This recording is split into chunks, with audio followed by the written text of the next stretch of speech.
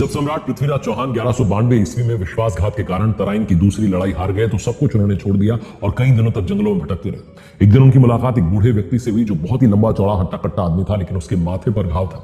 क्योंकि सम्राट पृथ्वीराज चौहान आयुर्वेद के अच्छे जानकार थे, इसलिए उन्होंने उस व्यक्ति से कहा कि आपके घाव को ठीक कर सकता हूं। उन्होंने हर संभव मदद की, लेकिन वो घाव ठीक नहीं हुआ।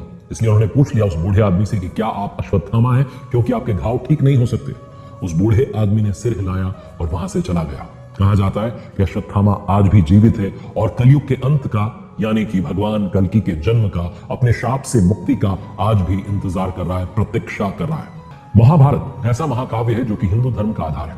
महाभारत महाकाव्य भगवान श्री गणेश जी के हाथों से लिखा गया, वेद व्यास जी से बोल रहे थे। कहा जाता है कि जो युद्ध हुआ इसमें कौरवों की ओर से गुरु द्रोणाचार्य ने भाग लिया था, लेकिन गुरु द्रोणाचार्य कौरवों और पांडवों दोनों के गुरु थे। अश्वत्थामा इन्हीं गुरुजी का पुत्र था और उसका जन्म महाभारत काल में, यानी कि द्वापर युग में हुआ था। द्रोणाचार्य को संतान प्राप्ति नहीं हो रही थी। महाभारत युद्ध से पूर्व की बात है। गुरु द्रोणाचार्य अनेक स्थानों में भ्रमण करते हुए ऋषिकेश पहुंचे और वहां तमसा नदी के तट पर एक दिव्य गुफा में तपेश्वर नामक शिवलिंग है, वहां पर उन्होंने और उनकी पत्नी ने, माता कृपी ने तपस्या की। उनकी तपस्या से प्रसन्न होकर भगवान शिव ने उन्हें पुत्र प्राप्ति का वरदान दिया और कुछ समय के पश्चात एक तेजस्वी बालक का जन्म हुआ। जन्म के बाद में वो बच्चा घोड़े की तरह हिनहिना रहा था, इसलिए द्रोणाचार्य ने अपने बच्चे का नाम अश्वत्थामा रख दिया। जन्म से ही अश्वत्थामा के मस्तक में एक अमूल्य मणि विद्यमान थी, जो कि उसे दैत्य, दानव, शस्त्र, व्याधि, देवता, नाग आदि से निर्भय रखती थी।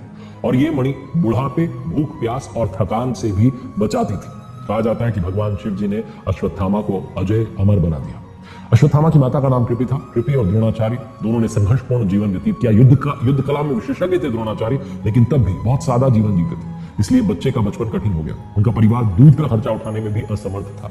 तब द्रोणाचार्य अपने पुराने मित्र द्रुपद से सहायता मांगने के लिए पांचाल साम्राज्य में गए, लेकिन द्रुपद ने उनका अपमान कर दिया। कहा जाता है कि द्रुपद ने कहा कि एक राजा और एक भिखारी जो है मित्र नहीं हो सकते। इसके बाद जो द्रोणाचार्य थे बड़े व्यथित हो गए और तब उन पर नजर पड़ी भीष्म पितामह की, जो कि एक अच्छे गुरु की तलाश में थे, जो कि कौरवों को और पांडवों को दोनों को शिक्षा दे पाए। पितामह भीष्म ने गुरु द्रोणाचार्य को हस्तिनापुर बुला लिया था और गुरुजी जो थे वो कौरवों और पांडवों दोनों के गुरु बन चुके थे।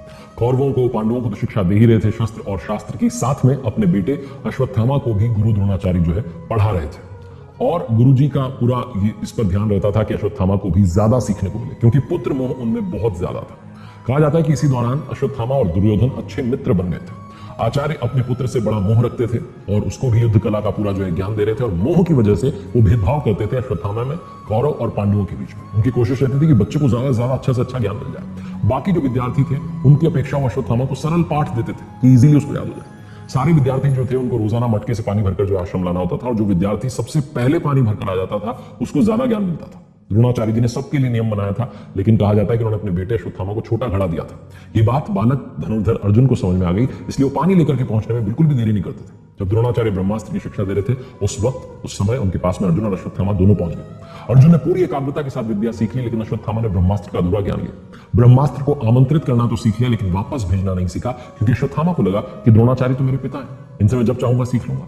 और पुत्र मोह में भी द्रोणाचार्य ने अश्वत्थामा के साथ में सख्ती नहीं की, क्योंकि द्रोणाचार्य वैसे तो पांडवों और कौरवों के गुरु थे, लेकिन वचन से बंधे होने के कारण महाभारत के युद्ध में कौरवों की ओर से वो युद्ध लड़े, कौरवों की सेना के सेनापति भी बने। युद्ध के 10वें दिन जब पितामह भीष्म जो थे वो युद्ध के मैदान से हट गए और मृत्युशैया पर थे, तो द्रोण को सेनाओं का सेनापति नियुक्त किया गया। कहा जाता है कि द्रोणाचार्य के युद्ध कौशल के आगे पांडवों की सेना कमजोर पड़ रही थी। एक समय में ऐसा आ गया समय के अश्वत्थामा और द्रोणाचार्य जो थे वो पांडवों की सेना और भारी पड़ रहे थे। भगवान कृष्ण को मालूम था कि सशस्त्र द्रोण को हराना जो है वो मुश्किल है, तो उनको लाख की छल से हराया जा सकता है। अश्वत्थामा नाम का हाथी था महाभारत में माधव नरेश इंद्र वर्मा का, और गुरु द्रोणाचार्य पांडवों की विजय में जो सबसे बड़ी बाधा थी उसके रूप में उपस्थित थे। भगवान श्री कृष्ण के कहने पर भीम ने अश्वत्थामा नाम के हाथी का वध कर दिया, क्योंकि पुत्र का नाम भी अश्वत्थामा था द्रोणाचार्य का, उस हाथी का नाम भी अश्वत्थामा था। तो जैसे उन्होंने सुना कि अश्वत्थामा की मृत्यु हो गई है, वो जमीन पर गिर गए। युधिष्ठिर के रथ के सामने पहुंचते उन्होंने युधिष्ठिर से कहा कि क्या यह सत्य है कि अश्वत्थामा की मृत्यु हो चुकी है? तब युधिष्ठिर ने भी कहा कि हाँ, अश्वत्थामा मारा गया, परंतु हाथी। लेकिन जब उन्होंने परंतु हाथी का, उसी समय भगवान श्री कृष्ण ने शंखनाद कर दिया, जिससे गुरुजी को सिर्फ यही सुनाई दिया कि उनके पुत्र अश्वत्थामा की मृत्यु हो गई। वो सारे शस्त्र जमीन पर उन्होंने डाल दिया और शोक मनाने लगे। तभी जो है द्रौपदी के भाई धृष्टद्युम्न ने उनका सिर जो था धड़ से अलग कर दिया।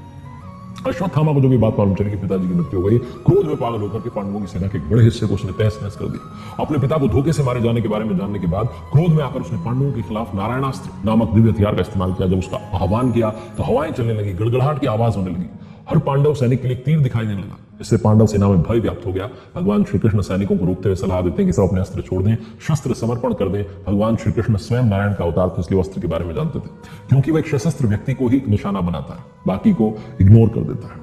निहत्था करने के बाद अस्त्र बिना किसी हानि के वहां से निकल जाता है। नारायणास्त्र जब अर्जुन और भगवान श्री कृष्ण को नुकसान नहीं पहुंचा पाया, क्योंकि दोनों ही दिव्य थे। नारायणास्त्र की भी अपनी कथा है। पूर्व काल में गुरु द्रोण ने भगवान नारायण जी को प्रसन्न किया और नारायणास्त्र की प्राप्ति की, फिर अपने बेटे को दे दिया और कहा कि किसी पर भी सहसा उसका आघात मत करना। लेकिन अश्वत्थामा ने महाभारत के युद्ध में धृष्टद्युम्न को उसी अस्त्र से मारने का निश्चय किया।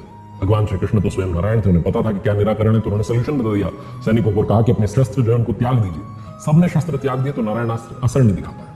उसके प्रयोग के बाद में दोनों सेनाओं के बीच में भयानक युद्ध हुआ।